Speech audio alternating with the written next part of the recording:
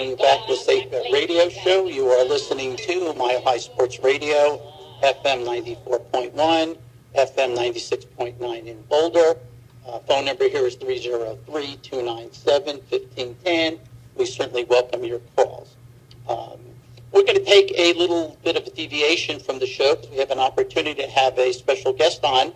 Tim, you with me? Tim, you there? Yeah. Hi, Tim. How are you?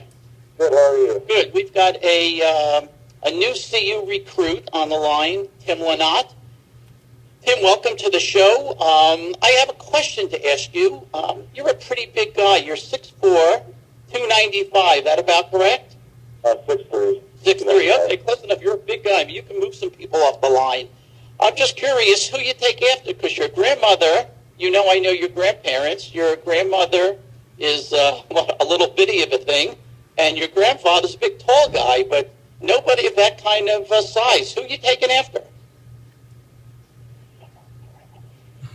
My grandmother's, sorry, I'm on my grandmother's side this time. Okay.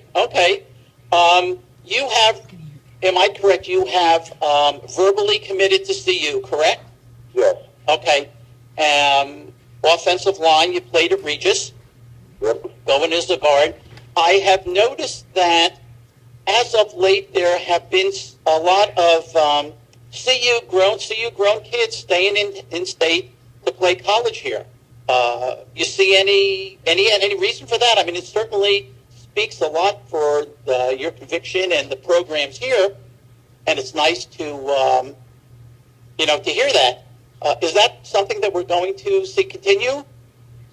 Yes. The program's heading in the right direction, and McIntyre's been turning on the program very well, and it felt right going there, and the program's going to turn around very well. It took McIntyre to see him turn around San Jose State, so I think it's heading in the right direction personally.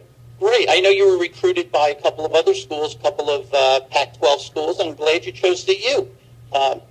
Thank you. It's this kind of reminds me, and I don't know if you are old enough to remember, but I think of the Tom Osborne days in Nebraska when they were just a dominant football team. They had all of these big offensive linemen, and they'd go 3-4 deep, these homegrown boys, and they would constantly rotate these guys in, and come the middle of the third quarter, the opposing team, the defensive line, was just worn down, and their option game just looked spectacular because you were constantly rotating in these third and fourth team big offensive linemen like you. Are we going to see something like that here in town, here at CU? Yeah. I love smash football. But, I did Holland, Isaiah Miller, and Bill Namath as a top line in the state, and I look forward to being teammates and building the best offensive line in the country with them. That's really good. I have a question to ask you, and I'm going to kind of draw an analogy here. So bear with me. Mike, I have advanced the position that the reason the Broncos lost the Super Bowl in the fashion that they did is because they have no leadership. And by leadership, I mean, I kind of liken a football team, if you will, to a military squad. And it's pretty difficult to get a military squad to advance to take a hill, to capture a bunker or something in the middle of, in the line of fire. And it takes your commanding officers, your generals, if you will, to instill in you this leadership that this is the way this is what we have to do to succeed. This is what has to be done. And you, as the foot soldier, you buy into it and you believe it, because otherwise, why would anybody in their right mind do something like that?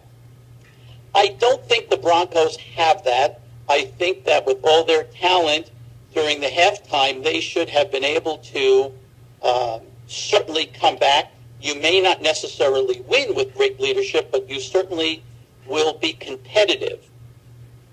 And I don't think they had anything near that. They needed somebody in the locker room to say, give them the direction so that they really absolutely believe that this is what we are going to do. Now, my question to you is, and you can certainly respond on that question, being a football player, but I know there's got to be a whole list of factors that go into why you choose one school over another. Does leadership, like I'm talking about, come into play? Yes, very much. You need leaders on and off the field, and I plan on being a leader, but I'm planning on looking forward to the older guys at CU, and I feel like there's a bunch of leaders up there, especially Coach McIntyre. He starts at school first, which is very important to me. And I see all the players up there. Like I know Rob Orban up there. He's a leader to me. I looked up to him when I was in Regis because he was a former teammate of mine, and also Terran Hasselbeck because he was also a leader to me because he was a mentor kind of to me, and he was always helped me out in football. And I don't know, it's just great to have those type of leaders up there because it's always helps you get through the game and just give you a mentor to just be good in football and be good on and off the field. I know you had mentioned there's some of the other ball players. Yeah. I'm talking about the coaching staff, the supporting staff, the guys who are going to convince you that this is what we have to do to win the football game. Now, again, you may not necessarily win the game. You may not necessarily prevail, but you certainly will be competitive. You're seeing that at CU. Yes, very much, especially from Coach Walters, Coach Bernardi. They're great leaders. They've been great to me in the recruiting process, and I know that they're great coaches because I've seen them at the camps, and I've talked to them a lot. So I know they're great leaders, and they're going to keep me in line and keep all the players in line. And I can just tell they're great coaches.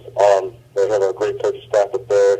All of them are great coaches, and they can teach the players some great things. Well, that's really good. That's very encouraging, and it's certainly, what do I want to say, gives a lot of confidence when a young guy like you, homegrown Colorado guy, says that about the program here and wants to stay here. And so we certainly look forward to good things about that program, and I wish you luck. Now, let me ask you a question. Like I said, I know your grandparents, and they are casino players of mine. I'm not asking you necessarily to divulge anything, but any funny stories about them when it comes to their casino playing? No, she gambles too much, She enjoys it. Yeah, I know, but it's a little too much. They gamble quite a bit, but it's good. Keeps them busy when they're retired and everything, so, it's something to keep them busy. What do I want to say, sitting around the kitchen table kind of stories with your grandparents? You ever, pull out the deck of cards, anything like that? She just makes pretty pasta. Oh, really? I did not know that. I did not know that. Yeah, it's awesome. She's from Pennsylvania, so it's back east, and it's all really good Italian food. She just makes it very well, and she's made it for my dad when he was younger, and she's learned from her mom and other ancestors back there, so it's good. Well, their home is only a couple blocks away from my office, and I, see them out on the street occasionally. I think I'm going to have to go over there and knock on the door the next time she's making pasta and invite myself in. Yeah, for sure, you should. So now, let me ask you one more question. I know you chose CU. Did you look at CSU or UNC or any other school in the state? I looked at CSU a little bit, but not any other school, just CSU, but not too much of CU. Okay, did you see the leadership qualities at CSU as well? Oh, yes, very much, and the coaching staff a lot, and I got to talk to the players, too, which is awesome, and they're great leaders, too, but, CU just felt right to me, and coaching staff was amazing, and, it's just, I have a lot of friends going to CU, too, former teammates, so it's great having them there, because CSU, I don't think I had too much there as I did CU, so I think CU is a great fit for me. Good. A great academic school. What are you planning on majoring in? Do you know yet?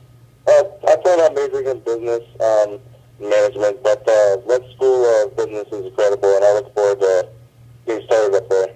Great. Are you going to step into your father's shoes with the business management? Not sure yet. I mean, it would be great to, but I think I'm going to try to do something else and something different. Okay. Any idea about playing time? Do you think you have a shot at starting, or do you think that it's going to take a year or so? I'm not sure at this point. I'm going to leave that up to the coaching staff. Okay.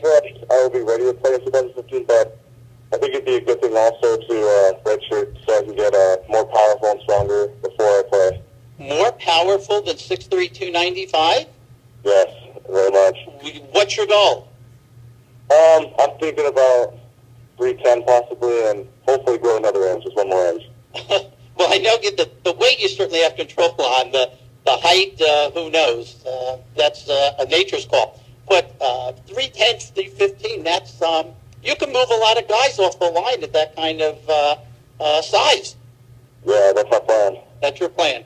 Well, Tim, we certainly appreciate you calling into the Safe Bet Radio Show. We wish you the best of luck at CU. We're certainly going to follow you, and all good things for you. Yeah, thank you very much, and thanks for having me. I really appreciate it. It's my pleasure, Tim. Anytime. Yeah, That thank you. was Tim Lynott, who is one of the new recruits at CU.